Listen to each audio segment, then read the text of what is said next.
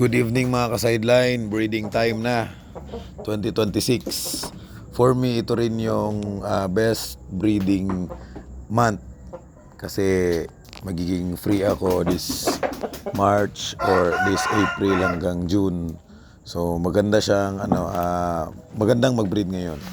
So syempre mga ka-sideline, lahat naman siguro kapag seryoso sa breeding, mayroong priming. So tayo tapos na tayong makapagpurga at makapagpaligo. So ngayon, evening turok tayo. Magbibigay tayo ng B-complex sa ating mga alaga. So ngayon, nauna nating napulot si Pakak. So kay Pakak, 0.3 lang yung binigay ko kasi nga hindi naman siya sa breeding, sa conditioning naman siya. Kapag sa breeding kasi mga ka-sideline, 0.5 yung binibigay namin. So si Pakak pala yung nauna. So si Pakak ay isa sa mga gusto nating stag na maparami, kaya magbe-breeding tayo ulit. So yung nanay at tatay niya i-breed natin ulit, and then yung half sister niya i-back to papa natin kasi gusto nating makip yung broodcock na meron tayo, yung si Hibat. Ito po pala si Hibat. So ito yung gusto nating i-back to papa na breeding kasi may anak siyang isa ulit. So babalik natin sa kanya para makip natin yung gusto natin sa manok. Meron kasi tayong mga nakitang skill na nasa kanya na yun talaga yung pinakagusto natin sa ating mga alaga.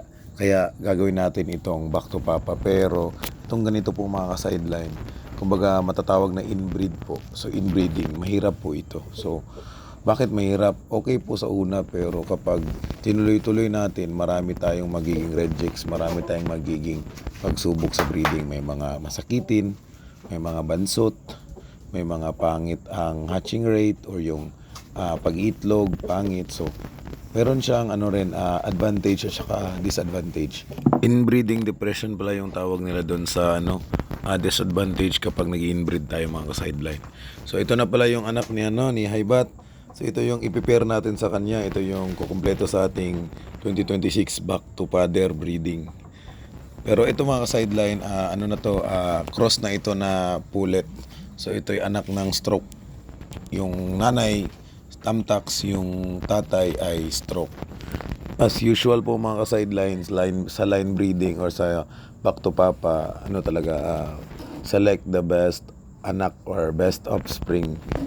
So may mga makakatay talaga. So sige lang, ganyan talaga eh. Gusto natin ma-reach yung pinaka magandang outcome na gusto natin sa breeding. So ganyan din yung ginagawa ng mga may farm. Gustong-gusto nila yung inbreeding kasi although magastos, tsaka dapat may time ka, may area, pero pagkatapos ng breeding, meron talaga silang mga nakikitang one of the best sa buong angkan na resulta ng inbreeding. Yung iba sabi iwasan daw yung inbreeding, pero yung iba gustong-gusto yung inbreeding. Sa akin dito, gusto ko yung inbreeding pero hindi kaya kasi nga maliit lang yung area natin. Hanggang lang talaga ako, second generation, tapos cross na ulit sa pinsan or tito. Isa rin sa gagamitin nating hen ngayong unang breeding natin ay yung black natin na brood hen, yung nanay ni Pakak. So ito maganda talaga to. Kung ano yung meron sa kanya wala kay Hibat, anong wala sa kanya andun kay Hibat. So sana this time magtagumpay na tayo. Makuha natin yung playstyle ni Pakak, pero dala-dala niya ang receiving skill at saka stamina ng tatay nilang si Hibat. Sana lang. Kung makita rin natin sa pulit, yun yung i-partner natin kay Pakak. Dalawang babae lang yung isasalang natin ngayon mga ka-sideline kasi yun lang kasi yung nasa plano natin. At saka yun lang din kasi ang kaya ng isang small time breeder na gaya ko na nagsisimula pa lang dito sa NH.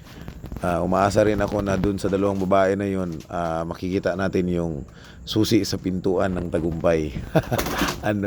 Pero tunay yun mga ka-sideline. Umaasa tayo na mahanap natin yung combination dun sa dalawang hen na ginamit natin. Mahanap natin sa kanila ang gusto nating mga alaga natin in the future. Basta ganun lang mga ka-sideline. Yung style ko dito ay nagtuturok ako ng B-complex tapos may palaman na mga tablets para sa BC at saka sa BH. Ito po yung sinasabi kong palaman. So, sa mga broadcock natin, ito, nag-i-inject tayo tapos sa kalagitnaan, nagbibigay tayo ng El-Turo.